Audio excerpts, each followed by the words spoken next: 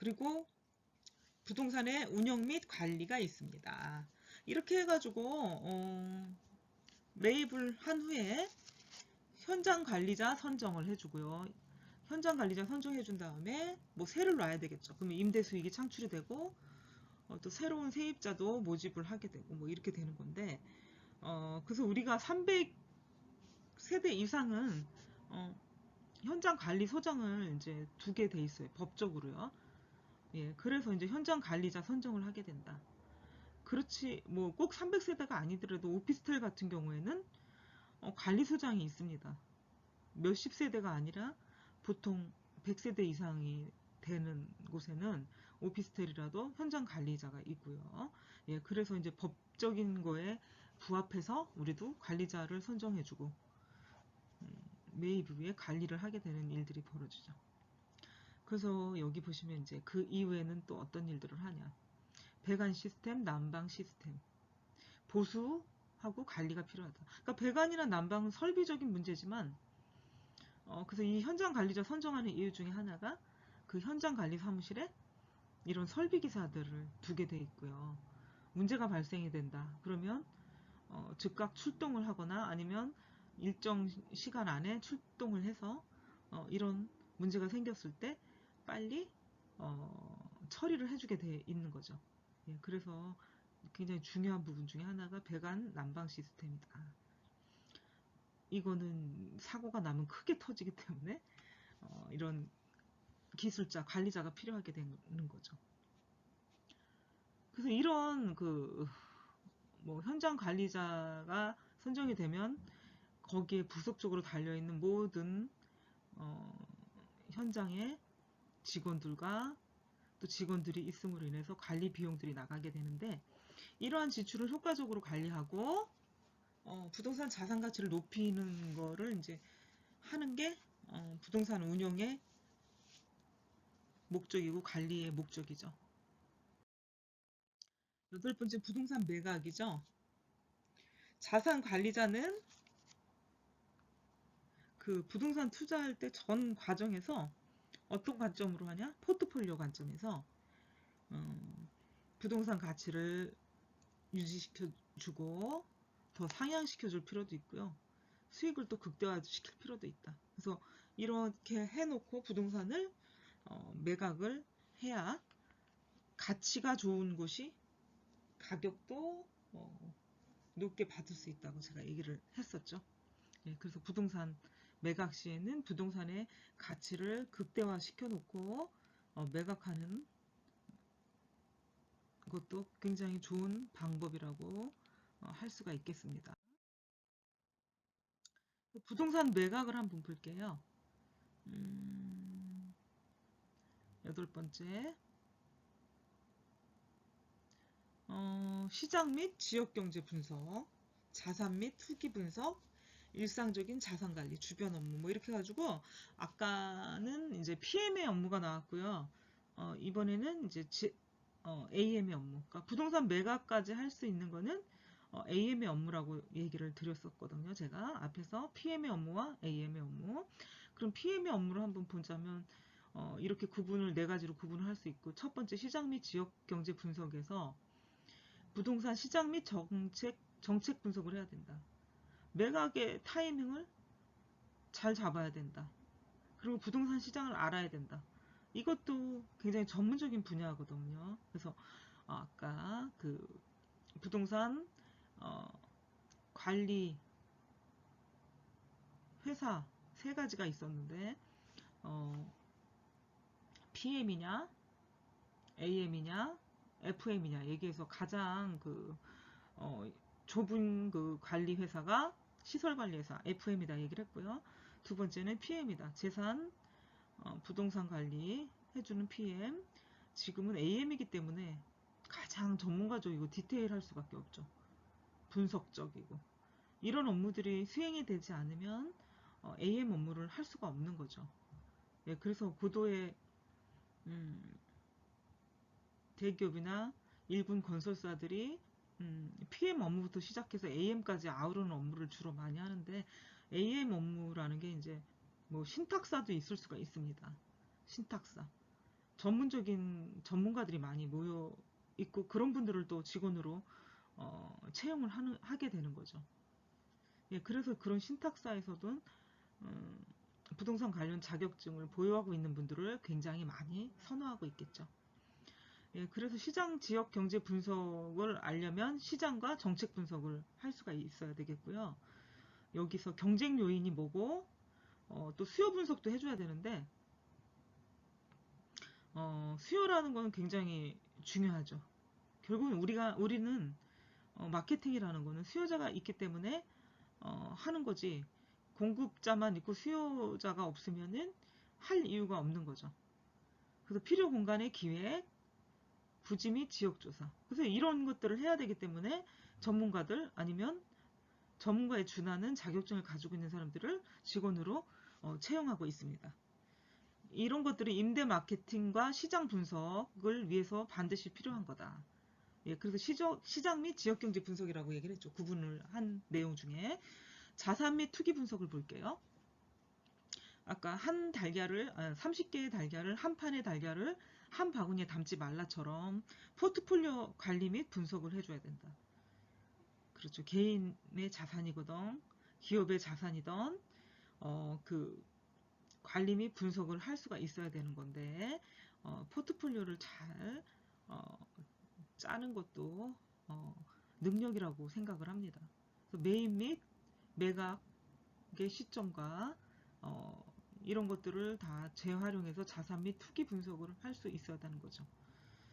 일상적인 자산 관리, 일반적인 관리 업무가 있고 뭐 재무 관리 일반적으로 하는 거죠. 그러니까 회계부서나 재무부서나 뭐 세무 파트 이렇게 세분화될 수가 있는데 세무하고 또 다른 부분이죠. 재무 관리는 회계를 전공했거나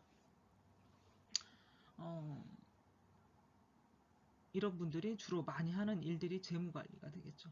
돈과 관련돼 있는 일들이다 보니까 재무회계, 그 다음에 세무 분야인데 세무는 법적인 것과 관련이 많이 되고 물론 세무 쪽도 계산해야 될 일들이 많지만 법과 관련된 세금 문제, 예, 그게 이제 세무 분야가 되겠죠. 일상적인 자산관리 업무가 그런 것이 되겠고요. 주변 업무를 볼게요. 필요 공간에 대한 기획을 할 수 있어야 되고요. 개발 부지에 대한 선정, 금융 문제 해결을 위한 자본시장 활용 방안과 구상을 할 수가 있고 또 보유한 부동산의 재활용 이걸 가지고 있는데 어떤 부동산을 소유하고 있는데 지금 하고 있는 아이템으로는 임대가 되질 않아요. 그럼 어떻게 해야 되겠습니까? 새로운 어떤 아이템을 개발을 해서 인테리어를 한다거나 다시 뭐 재배치를 해서 활용을 한다거나 인테리어를 해서 다른 용도로 새를 놓는다거나 뭐 여러 가지 재활용 방안을 생각해내고 분석을 해서 어떻게 하면 수익 창출을 할 수 있는지를 연구할 필요가 있는 거죠. 그래서 굉장히 고도의 전문가 집단이 모여서 하는 일들이 자산관리 업무다. 그렇죠. 브레인들이 많이 모일 수 있어야 되는 거죠. 그래서 전문가가 돼야 된다.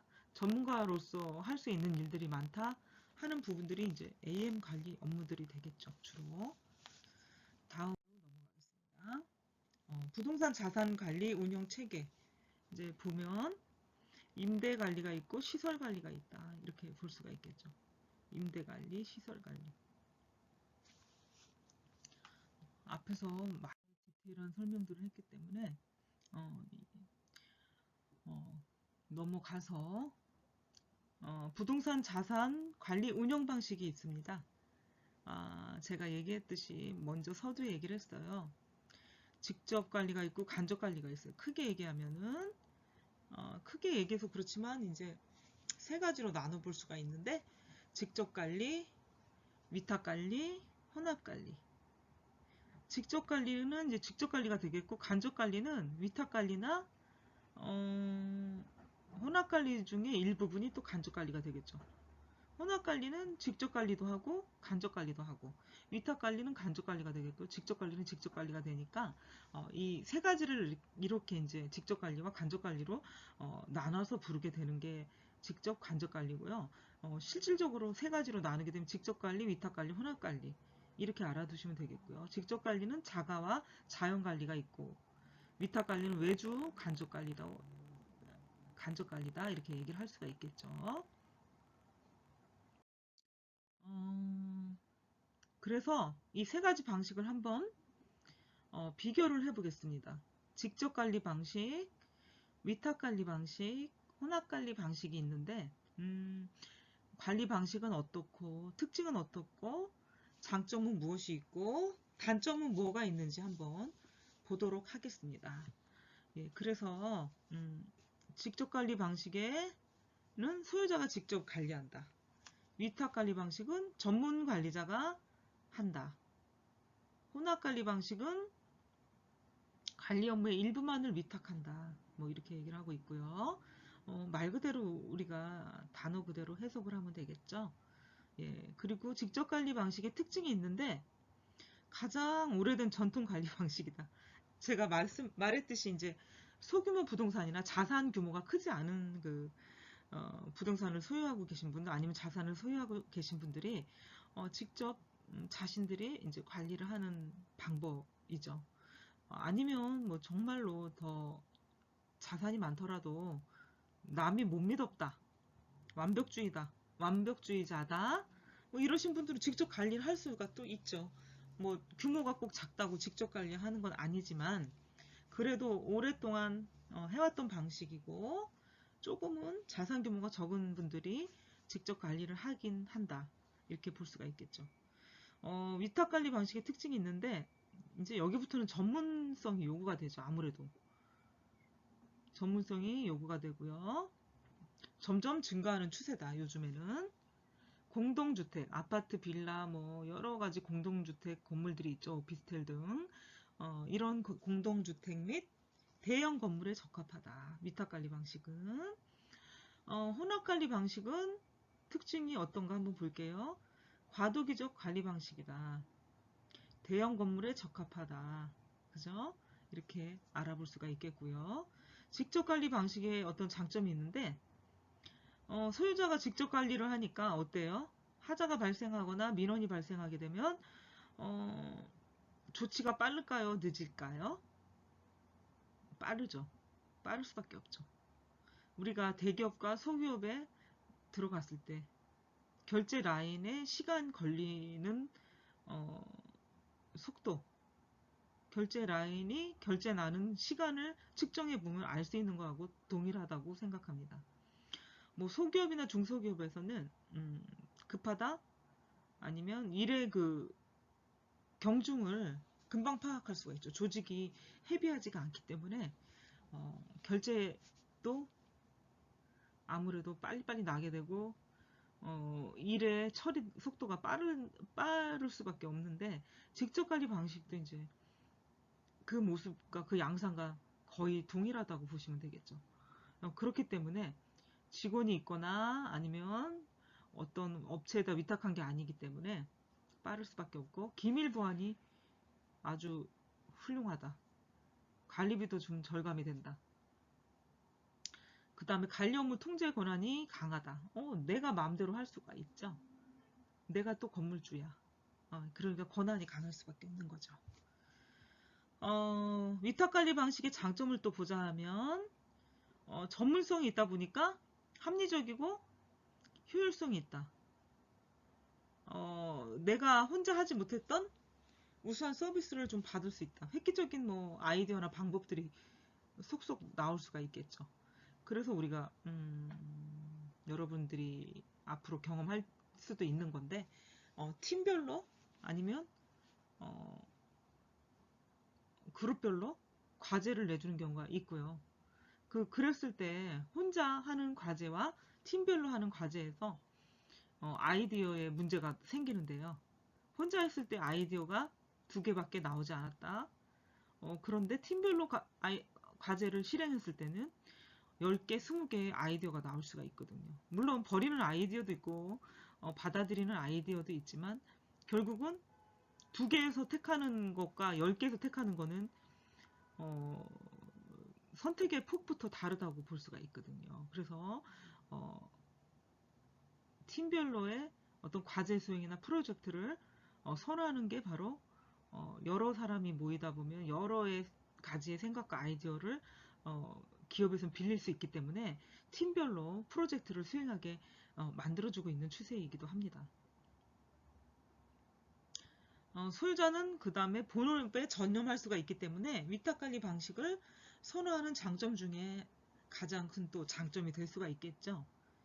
예. 그리고 세 번째, 혼합관리 방식의 장점을 보겠습니다. 아주 강력한 지휘력과 통제력이 있어요. 혼합관리 방식은. 일부 업무만을 위탁해가지고 전문성을 확보할 수가 있고, 자기 관리를 하다가 위탁 관리를 이행하는 과도기적인 어떤 편리성만을 취할 수가 있는 게 혼합관리 방식이다.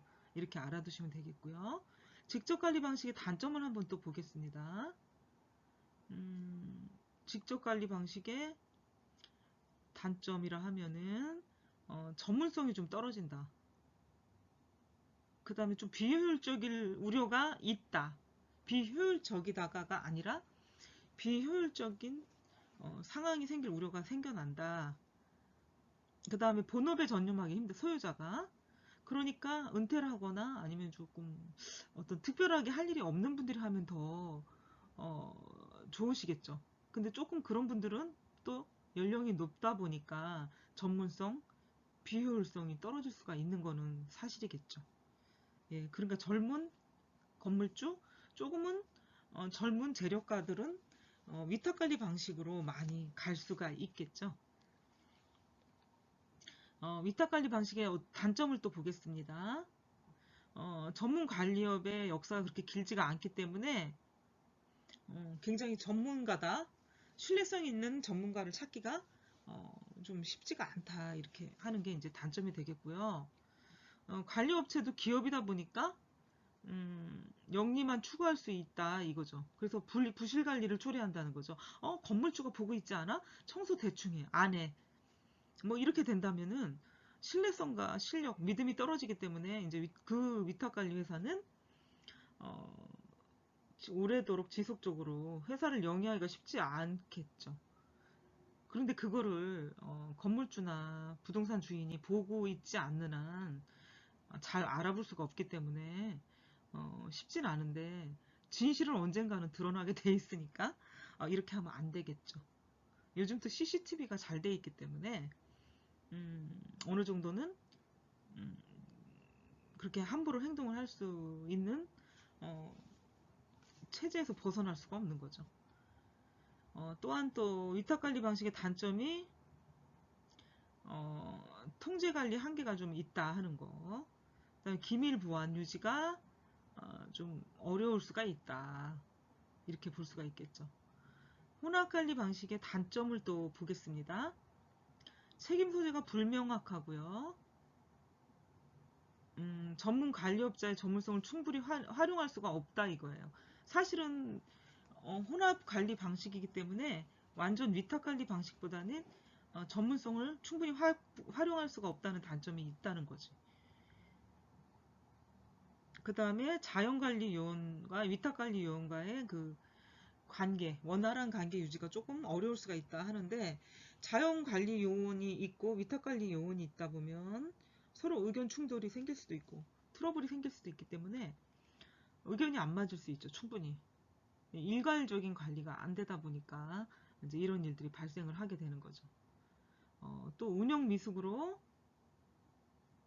그 위탁 관리와 직접 관리의 어떤 노출, 단점만 노출이 될 수가 있다는 거죠. 그러니까 이거는 이제 극적인 극단적인 예가 되겠죠. 단점이기 때문에. 그러니까 꼭 그러라는 법은 없지만 이런 일들이 생겼기 때문에, 경험을 했기 때문에 혼합관리 방식의 단점으로 나타나게 됐다고 볼 수가 있겠죠. 예, 그래서 부동산 자산 관리를 함에 있어서 세 가지 방식이 있습니다. 직접 관리 방식, 위탁 관리 방식, 혼합 관리 방식이 있고, 그 세 가지 방식에 음, 특징과 장점과 단점들이 있는데 굉장히 중요한 부분이죠. 진달래 꽁이 되겠죠. 여러분들은 모르는 건가요? 진달래 꽁이라는 단어. 다음 시간까지 알아봐 보시면 좋겠네요. 하여튼간 굉장히 중요한 부분의 내용이라고 볼 수가 있겠습니다. 어, 부동산 자산 관리의 형태와 임대료 산정을 들어가겠는데요. 여기 부동산 자산 관리 구성 조직을 한번 보자 하면 개인 부동산 자산 관리 컨설턴트, 종합 자산 관리사, 포트폴리오 분석가, 리스크 분석사. 뭐 이렇게 있다고 볼 수가 있겠죠. 부동산 자산 관리 구성 조직원으로서는 요 네 분이 이제 필요한데 어, 그 네 분의 역할을 두 분이나 뭐 세 분이 할 수도 있고요. 근데 이런 것들을 다 할 수 있으면 굳이 네 분 다 필요 없지만 굉장히 난이도가 있는 일이다 보니까 그 나름대로의 분야의 전문가들을 음, 구성해서 자산 관리의 이제 조직원으로 활동을 하게 된다는 거죠. 예, 임대료 산정이 있습니다. 임대료 산정.